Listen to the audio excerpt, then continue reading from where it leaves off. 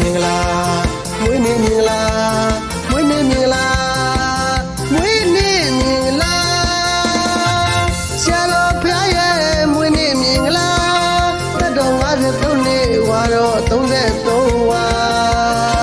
တပိဋကပေါင်းများနဲ့စီကားလာတာ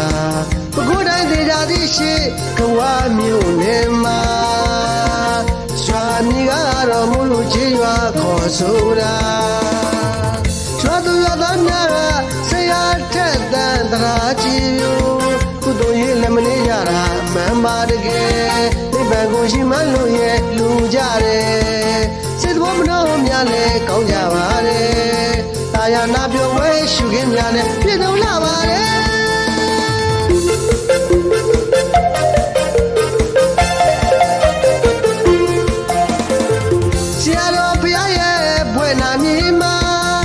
နာဝရသမီးလို့ထေရှာကသာသာကျိုးများလဲထမ်းရွယ်လို့သာသာနာသူရဲ့ကောင်းလဲမွေးထုံနေတာရွာလဲကနယုံဘုံတော်ရှိသည်ပညာရေးကြောင့်တတိသုံးနေတာဆရာတော်ဘုရားရဲ့စာတိကြည်ရွာပခုတိုင်းဒေသသည်ရှိဘောမျိုးနေမှာခမီးတော်ဦးမြဝင်းနေမေတော်တော်ချိုးမွေးဖွားလာပြီလူလာမြောက်က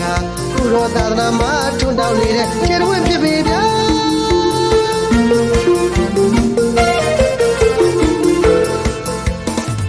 ဆရာတော်ဘုရားလေးကျမ်းပါပါစေတတ်တော်ရာကျော်လေးရှိပါစေနှလုံးစိတ်ဝမ်းအေးချမ်းပါစေသာသနာအကျိုးများလည်းထမ်းရွက်နိုင်ပါစေဘိဗျာတွေကင်းဝေးလူအေးချမ်းနိုင်ပါစေ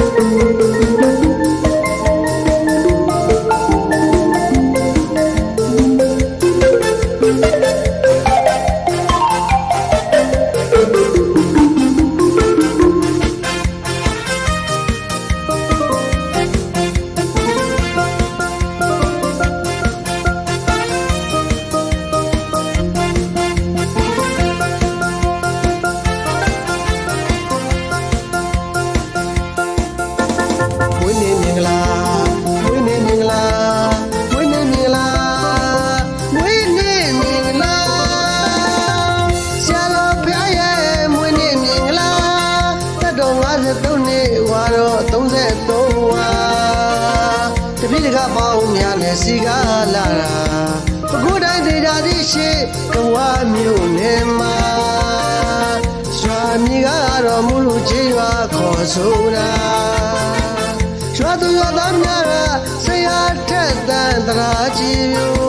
ကုသိုလ်ရေးလည်းမနေကြတာမှန်ပါတကယ်နိဗ္ဗာန်ကိုရှိမှလို့ရဲ့လူကြတယ်စိတ်တော်မနှောများလည်းကောင်းကြပါတယ်တာယာနာပြောဝဲရှုခင်းများနဲ့ပြည့်စုံလာပါတယ်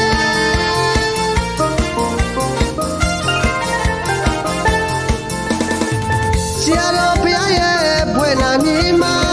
ဘာနာဝရသမီးလို့ထေရှာကသာသာကျိုးများလည်းထမ်းရွယ်လို့သာသာနာသူရဲ့ကောင်းလည်းမွေးထုံနေတာရွာလဲကနယုံဘုံတော်ရှိသည်ပညာရေးကြောင့်တတိသုံးနေတာဆရာတော်ဘုရားရဲ့စာတိကြည်ရွာဘုရားတိုင်းဒေသသည်ရှိဘောမျိုးနေမှာခမီးတော်ဦးမြဝင်းနေမေတော်တော်ချိုးမွေးဖွားလာပြီလူလာမြောက်ကကုတော်သာသနာမှာထွန်းတောင်းနေတဲ့ကျေတော်ဖြစ်ပြီဗျာ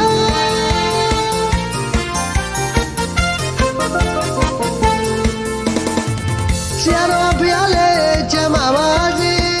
တတ်တော်ရာကျော်လေးရှိပါစေနှလုံးစိတ်ဝမ်းအေးချမ်းပါစေသာသနာအကျိုးများလည်းထမ်းရွက်နိုင်ပါစေဘိဗျာတွေကင်းဝေး